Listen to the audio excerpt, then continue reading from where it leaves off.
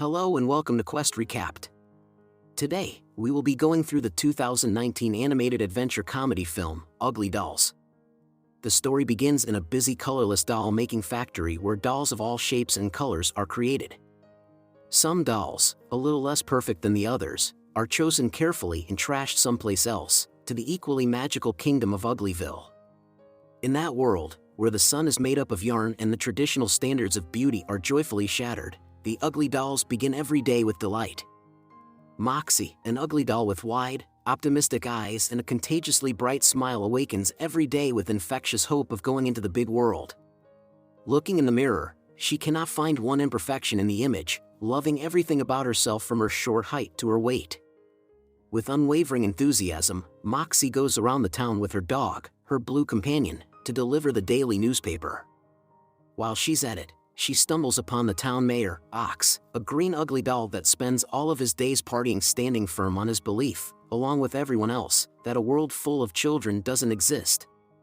Then there is Wage, a determined and grinning baker, and Bobo, the town's painter. Despite being outcasts, they find contentment in their unconventional hearts. Amidst their happy songs, they announce the arrival of a new ugly doll, a yellow should-have-been duck, who they name Wedgehead. After giving him a tour and enjoying a feast, Ox and Moxie share a conversation where she confesses that she longs to belong to the big world, which worries Ox, who has seen his share of reality.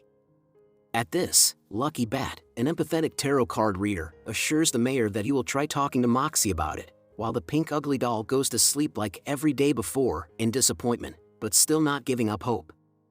The next day, Lucky Bat and Moxie are discussing her future, but before the unlicensed seer derives the meanings, an excited Moxie jumps to her own conclusions, and quite a concerning one. She decides that she is done waiting around for a child, and sets off to find her child, dragging along enthusiastic Bobo, an ugly dog, an anxious Lucky Bat, and an unwilling Wage. Fueled with eagerness, Moxie concludes that their search must begin from where it all begins. Her passion is contagious as the rest of her crew agrees on taking a quick look. But they're faced with a problem. How will they climb all the way up to the factory? Even Bobo's endless supply of tools proves to be pointless, and that's when they come up with an idea. With the help of a very resentful ugly dog, who is thrown mercilessly into the factory pipe hole, the team climbs up, only to encounter a dark void. They are all satisfied with their find and are about to return to their lives, all except one. Moxie, who is closer to her dream than she has ever been, runs off further into the tube despite all her friends' retorts. Yet she successfully guilt-trips all of them into following her on this big adventure. As the explorers venture into the unknown, they suddenly feel the ground beneath them vanish, which plunges them into a thrilling freefall. They are hurtling down a labyrinth of slides and find themselves with other similar-looking perfect dolls, about to enter the Institute of Perfection, a prestigious university where all dolls are shaped into their highest potential. The screens show Moxie her dream, of children cuddling with dolls and taking them everywhere they go. Moxie sees herself on the screen. But, as the time comes for them to enter, Moxie and her friends are the only ones who look different, contrary to the individualistic dolls who are all models. They are greeted with disgust and judgment, but all Moxie sees is her dream, close enough to reach. Their presence is being gauged by every other student, but especially by a group of cliché mean girls, who reenact how Lou would react to the new misfits. But, who is this Lou? It turns out that Lou is every teenager doll's dream, a handsome and arrogant pop star who could make his admirers faint with a single blink of his eye. However, he uses most of his fame to criticize all the other dolls, whether it's about their height or weight, their face or hair.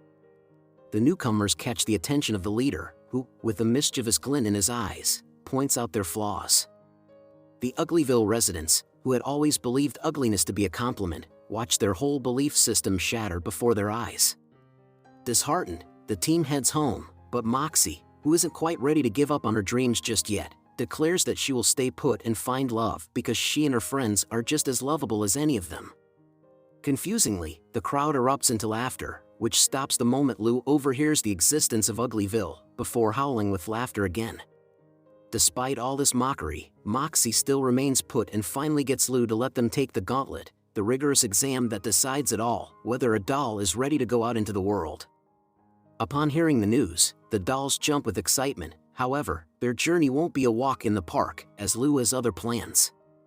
Meanwhile, Mandy, their escort with an unexpected quirk, shows them to their new home, a storage unit. They stumble upon an eye-opening discovery of her. Mandy has poor eyesight.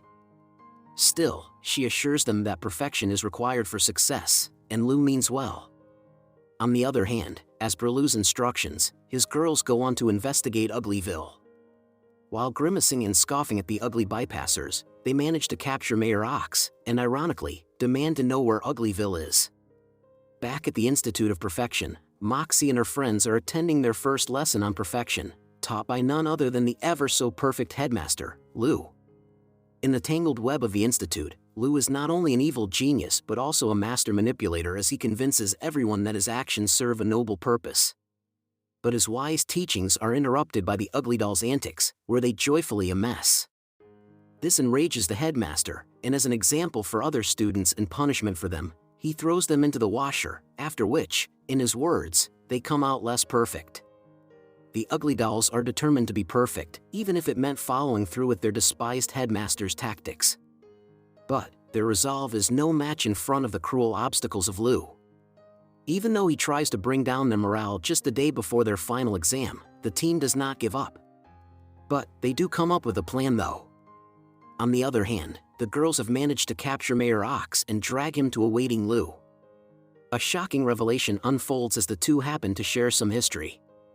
Back with Moxie, she decides to change the game plan and abide by the headmaster's rules.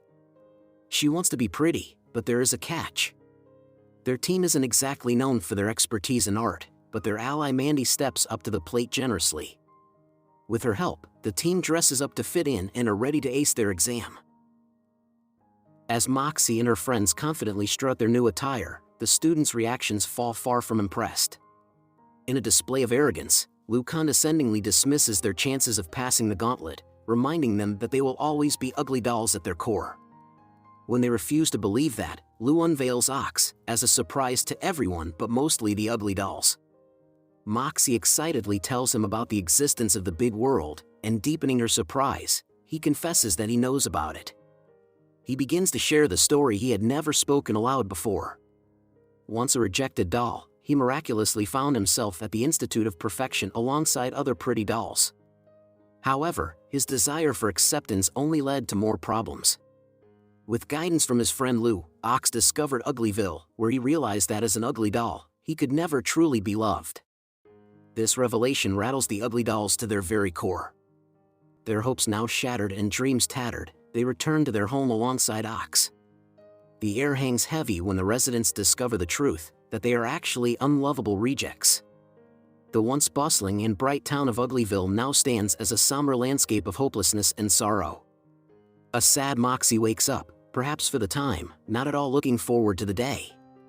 To her surprise, she is met with her loyal friend Mandy, who refuses to let her surrender to despair.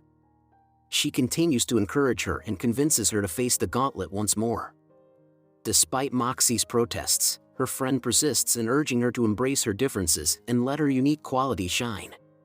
Just as Moxie and Mandy reach a resolution, their plans are abruptly disrupted by Lou's loyal trio, who captures them successfully.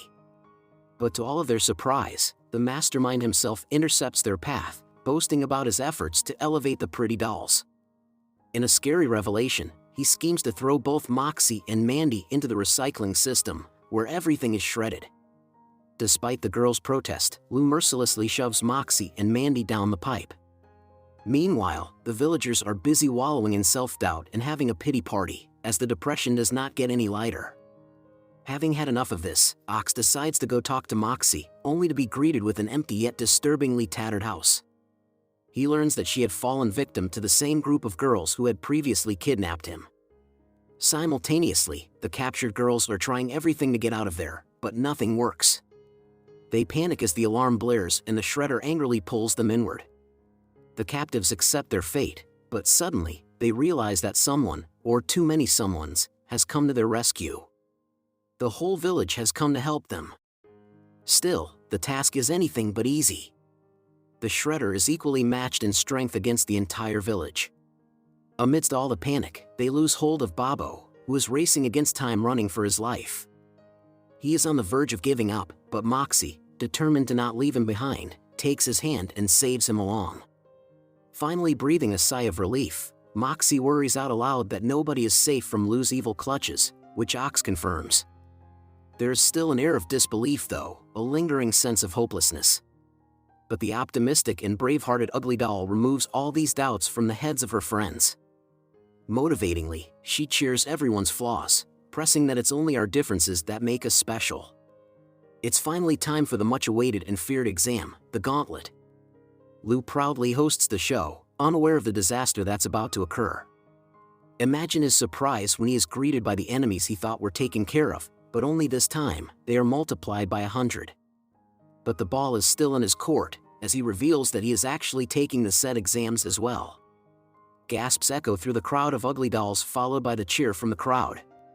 With excitement, nervousness, and anticipation, the exam finally begins. The candidates are faced with deadly scenarios, from being attacked by dogs to being thrown down the stairs. Lou does his absolute best to create as many hurdles as possible.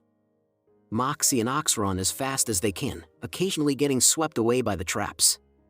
Dolls from both sides are getting attacked, and the war rages on, trying to not only avoid obstacles but also protect themselves and their friends. Whilst the baby grabs both Lou and Moxie, one of them gets repeatedly annoyed and kicks the baby. It is, of course, Lou.